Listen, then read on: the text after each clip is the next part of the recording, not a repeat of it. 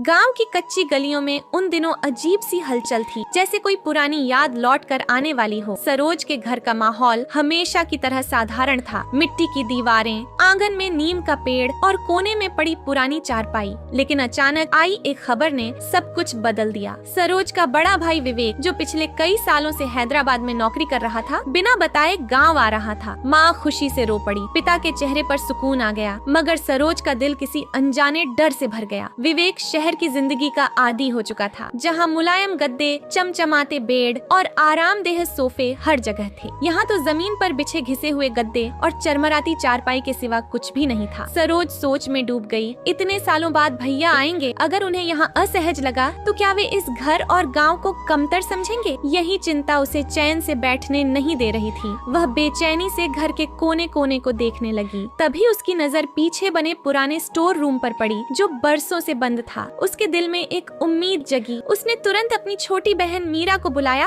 और दोनों दबे पांव उस कमरे की ओर बढ़ी। दरवाजा खोलते ही धूल का गुब्बार उठा और अंदर बिखरा पड़ा था टूटा फूटा सामान, पुरानी चारपाई की लकड़ियाँ, मोटे कार्डबोर्ड, अखबारों के ढेर, फटे कपड़े और सूखी गोंद की बोतलें। उसी अंधेरे में सरोज की आंखों में चमक आ गई। उसके मन में एक साहसिक विचार आया, क्यों न इन बेकार चीजों से ही भैया के लिए एक नया बिस्तर बनाया जाए। ऐसा बिस्तर जिसमें गाँव की मिट्टी की खुशबू भी हो। मीरा घबरा कर बोली, अगर ये टूट गया तो? सरोज ने धीमी आवाज में कहा, अगर इसमें हमारा प्यार होगा तो ये जरूर टिकेगा। दोनों रात भर जुटी रहीं। कार्डबोर्ड जोड़कर ढांचा बनाया, अखबारों की मोटी परतें चिपकाई और लकड़ियों से सहारा दिया। हाथ दर्द से भर गए, मगर हौसला नहीं टूटा। तभी सरोज को बचपन की याद आई, जब विवेक चील की उड़ान देखकर खुश हो जाया करता था। उसने तय किया, बिस्तर को चील का रूप दिया जाएगा। सुबह जब विवेक आया और रात को उस कमरे में पहुंचा, तो वह कुछ पल चुप रहा, फिर उसकी आंखें नम हो गईं। उसने बस इतना कहा, शहर में आराम बहुत है, पर ऐसा अपनापन कहीं नहीं। उस पल सरोज समझ गई कि सच्चा सुकून चीजों में नहीं, रिश्तों में होता। मगर लास्ट तक देखने के लिए रुक जा बेटा। इस चैनल को लाइक, सब्सक्राइब, कमेंट में जय माता दी लिख दे प्यारे हाथों से। आज तेरे घर में लक्ष्मी कृपा होगी। तू लास्ट में दीदी ने चील वाला बेड बना दिया। दोस्तों, आपको कैसी लगी वीडियो?